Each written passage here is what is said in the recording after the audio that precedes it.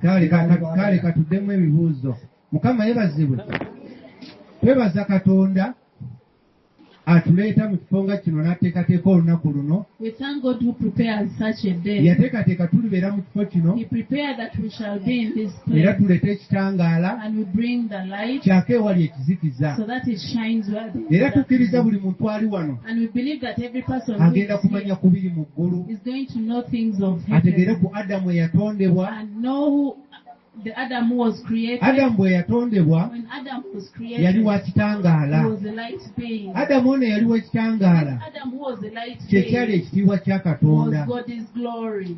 Ng'era bwe bulamu bwe. And it was his life. Adamu bw'ayonoona. When Adam sinned, ekitangaala kyonna kye yalina. all the light he ne had kibulira munda mu ye. vanished inside. N'alaba omubiri guno. And he saw his flesh. N'aba ng'ali bwereere talina And so he kyambalo. was naked without a Kati garment. ekyaleeta Kristo. So what brought Christ? Komyawo kitangaala. To bring back that Era glory, ekitiibwa kya Katonda. the light which is God's Tuddeyo mu glory, ggulu. so that we go back to Kati kye heaven. kituleeta mu kifo kino. For us, that is what brings us in such places. Era ensonga lwaki The tetusolooza. reason why we don't collect anything, Kubanga because ate oyo atalina. so that person who does not have, Tatya okujja. will he fear to come? N'ekirala, And another thing, bwe tuba nga Mukama atuwadde.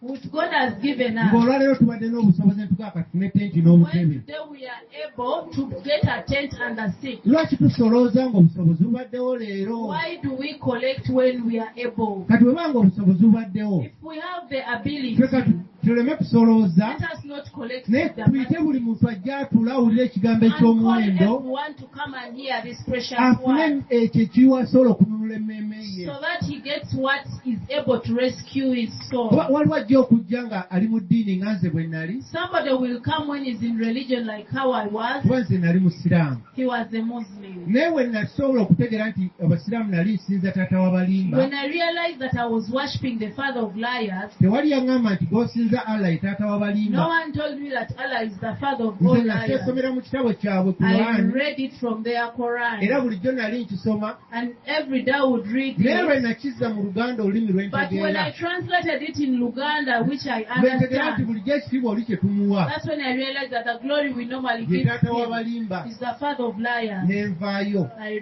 Kati bayinza okujja omulala nga musiraamu naye nga badde takimanyi. Someone else may come, a Muslim who didn't know it, N'atakkiriza leero. and will not believe Naye today, n'agamba nedda kanzireyo and said, let me nkinoonyerezeeko. go back and do Nga research on it. walikizuula. When he finds it, Alyesalira oba agobere taata w'abalimba. he will decide to follow the father of liars Obwali biveemu. or to leave.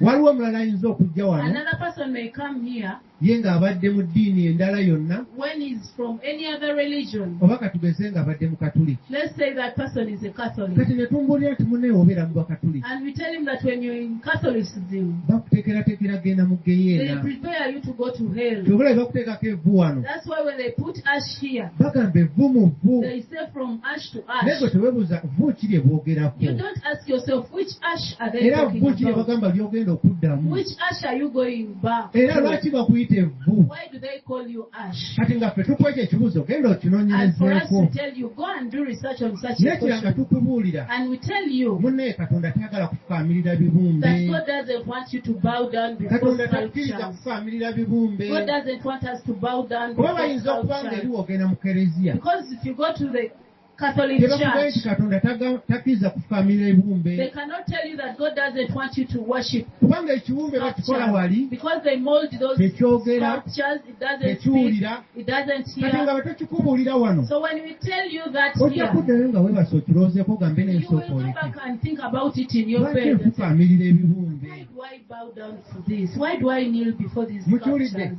Kati nga tetwetaaga kusolooza ssente. We don't need to collect Twetaaga money. kufuna ffe akatono ke tulina. We want to get the little we have. Tujje tuteekewo emizindalo n'ebirala. We Aliwo come and yenna put tumuyita these ajja speakers awulirize. and anything else so that somebody who has come Awonyezebwe nga ffe and twawonyezebwa. is saved like how we were saved. Kuba nange we nali mu ddiini nali Because when I simanyi. was in Islam, I didn't know Kati anything. naye kwe kuyamba omulala yenna That's why ategeere. I'm helping another person also to Kati nze understand. nkiraba nti nze kinsanyusa wakiri ne sisolooza naye akatono ke tulina ffe ne twekolamu omulimu. It gives me joy that I don't collect money, but the little we have, we Tutwale do something amazima and we take out the mu truth, bantu ekikumi abawulidde to the 100 power of listening, wanaabayo omu abataano abanawona nga ffe bwe 1 twawona or 5 will get saved n'atandika and be okukirowoozaako rescued. We'll start thinking about it. kubanga ye sitaani ky'ayagala Because what the devil wants ayagala kukyusa nteekateeka ya is katonda. to change the plan of Katonda God. yatonda Adamu ne Eva God who created Adam and nga Eve, Adamu y'anaaba akulembera, when it is Adam to lead, sitaani yayagala Eva the akulembere. devil wants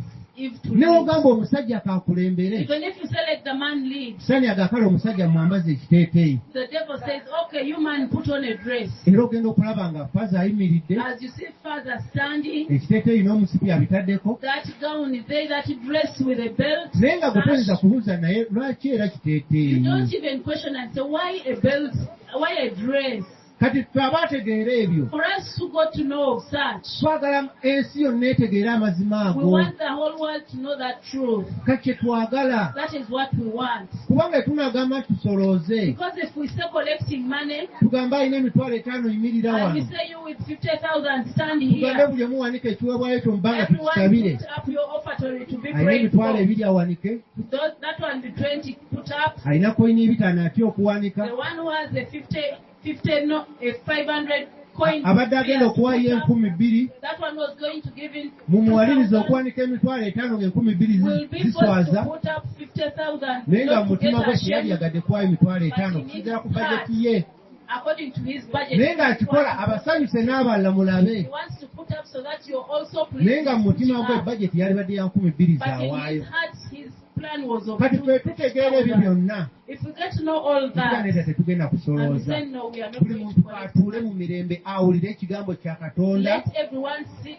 ng'omutima peacefully, gwe guli wamu. listen to the word of God with one heart. Oli aleme kuwanika ateeyawo emitwalo 10, So that person of 100,000 does not put up the kimulemesa hand, okuwulira ekigambo kya and Katonda. hinders him to hear the Wa word of wagiwanika God. mu bbanga bw'ati, When he puts up that 100 n'ajja up n'agiwaayo, and puts it in a n'agenda basket n'atuula wali, and goes back to sleep, abeera amanyi kati abantu bonna for bantunuulidde, him he will think everyone is kati looking at bategedde him. kiraasi yange, Now they know my class. n'amanya kati oluvaano bagenda kuddukira They gye, know that after here they will follow ng'ono me. aŋŋamba kino n'aŋŋamba This one kiri. will tell me this Kati and ssente that. zaawaddeyo ne zimutabulira ddala, So the money he has offered him byonna bye babuulira confuses him, n'atabulira n'ekyo, and he doesn't get anything there. naye nga n'abantu si gwe baliko, But here people are not even naye ye about ng'amanyi it. kati bantegedde. But for him he will feel they are Kati gathered, ffe abaategeera they are ekyo, known. So for us who knew that, twagala otuula ekigambo kino kinnyikire mu we mutima want you gwo. to sit and hear this word. It settles in your Temukusonga heart. lwaki tetusolooza. That is one of the reasons why we don't collect Ze money. tunaba obusobozi tebuliiwo, When we say if we are not able, tetujja kutegeka, we shall not prepare katulinga anything. obusobozi bubeerewo. Let us prepare when we are Omuntu able. atuule, So that a person sits, awulire, hears, alye, eats, anywe, drinks, yeesalirewo, and makes a nga buli decision. lujja olwali mulemeseza okuwulira, When every door that would hinder him from hearing, tulugadde. we have closed it.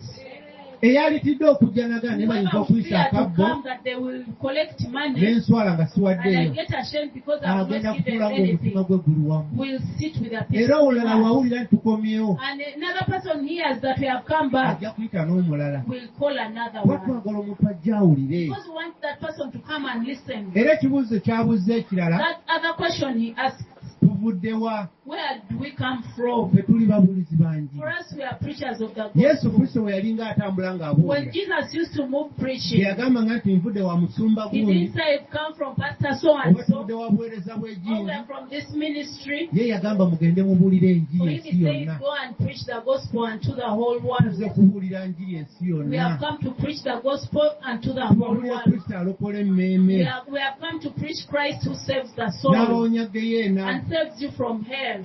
Kubanga bwe tugamba nti musumba gundi oba buweereza gindi gye When we tuvudde, say we are from this ministry or pastor so and so, eyo ng'otandika okuwaayo ekitiibwa. you start honoring that place. Ng'ogamba ababuulizi b'egindi, kanisa egindi yatumye abaweereza wano, At the other church sent ministers here. kati manya nti Kristo yakuweereza So ababuulizi. know that it is Christ who has sent these Era ministers. yakwagala ennyo. He's the one who loves you so much. Si musajja w'egindi Not owanganye oba the other omukyala mighty man w'egindi. of the other side or mighty woman. Ekitiibwa gw'oba okiddiza So Katonda. give the glory back to God.